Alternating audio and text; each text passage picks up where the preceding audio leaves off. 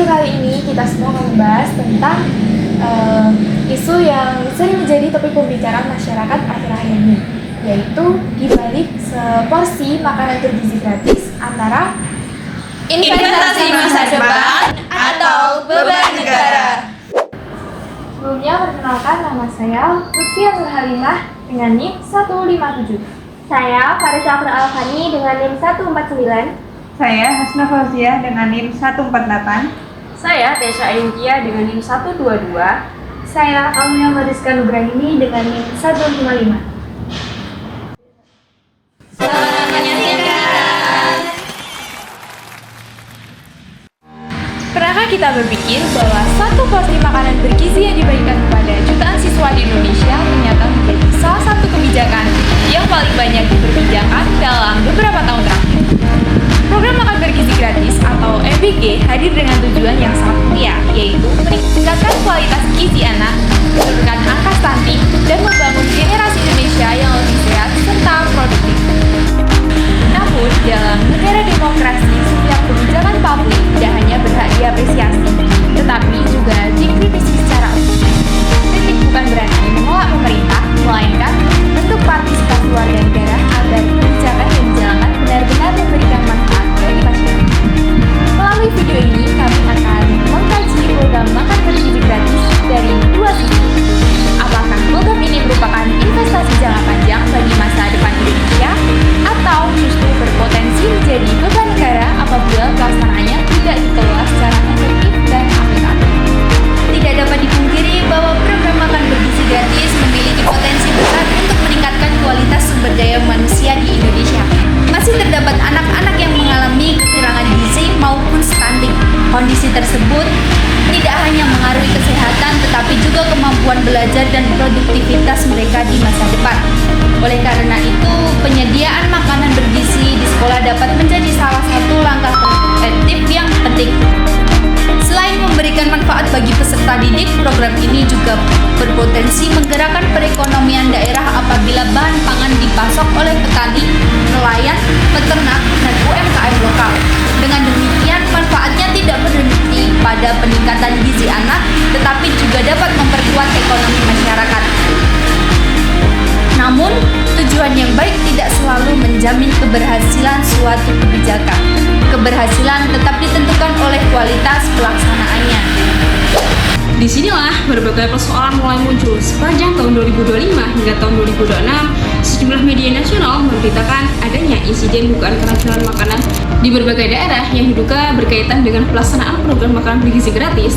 Meskipun setiap kasus memerlukan penyelidikan lebih lanjut, kejadian tersebut menunjukkan bahwa aspek keamanan pangan dan pengawasan belum sepenuhnya optimal. Selain itu, masyarakat juga menyoroti kualitas makanan yang tidak merata. Di beberapa daerah ditemukan juga menu yang kurang bervariasi, distribusi yang terlambat, hingga makanan yang dinilai kurang layak untuk dikonsumsi. Hal ini menunjukkan bahwa masih terdapat kesenjangan antara perencanaan kebijakan dan pelaksanaan yang terjadi di lapangan. Persoalan lainnya adalah besarnya anggaran yang dialokasikan untuk program ini. Dengan nilai anggaran yang sangat besar, jumlah pertanyaan yang penting, apakah setiap rupiah yang dikeluarkan benar-benar menghasilkan peningkatan kualitas gizi anak yang dapat diukur? Sebab, kebijakan publik yang baik bukan hanya tentang besarnya anggaran, tetapi juga tentang aktivitas hasil yang dicapai.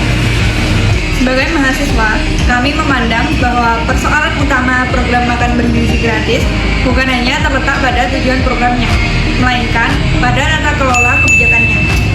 Program yang menggunakan anggaran negara dalam jumlah yang besar harus memenuhi prinsip transparansi, akuntabilitas, efektivitas, dan juga efisiensi. Masyarakat berhak mengetahui bagaimana anggaran digunakan, bagaimana kualitas makanan diawasi, serta bagaimana pemerintah mengevaluasi keberhasilan program tersebut. Kami juga berpendapat bahwa pengambilan keputusan dalam program ini harus didukung oleh tenaga profesional dari berbagai bidang, seperti ahli gizi, kesehatan masyarakat, keamanan pangan, dan logistik. Kolaborasi tersebut sangat penting agar kebijakan yang dihasilkan benar-benar berdasarkan kajian ilmiah dan mampu menjawab kebutuhan masyarakat. Bagi kami, keberhasilan program ini tidak boleh hanya diukur dari porsi yang dibagikan setiap hari. Tetapi dari dampaknya terhadap penurunan angka stunting, peningkatan kesehatan anak, dan juga kualitas pendidikan secara nyata. Sebagai mahasiswa, kami tidak menolak program makan bergizi gratis. Justru kami berharap program ini dapat terus diperbaiki agar benar-benar menjadi investasi bagi masa depan bangsa. Menurut kami, terdapat beberapa langkah yang perlu dilakukan. Yang pertama, pemerintah perlu memperkuat sistem pengawasan mulai dari proses pengadaan bahan pangan, pengolahan makanan, distribusi, hingga evaluasi kualitas makanan agar kasus dugaan keracunan tidak terulang kembali. Yang kedua, seluruh penggunaan anggaran harus dilakukan secara terbuka dan dapat diakses oleh masyarakat sebagai bentuk akuntabilitas kepada publik. Ketiga, evaluasi program perlu dilakukan secara berkala dengan melibatkan akademisi, ahli gizi, tenaga kesehatan, pemerintah daerah, serta masyarakat, sehingga kebijakan dapat terus diperbaiki berdasarkan data dan kebutuhan di lapangan. Terakhir, pemerintah perlu memperluas kerjasama dengan petani, peternak, nelayan, dan UMKM lokal agar manfaat ekonomi dari program ini dapat dilaksanakan secara lebih luas. Pada akhirnya, kami percaya bahwa investasi masa depan tidak diukur dari banyaknya makanan yang dibagikan, melainkan dari seberapa besar kualitas hidup anak-anak Indonesia benar-benar meningkat. Oleh karena itu, program makan bergizi gratis harus terus dievaluasi dan disempurnakan agar mampu menjadi kebijakan yang tidak hanya baik dalam konsep, tapi juga berhasil dalam pelaksanaannya.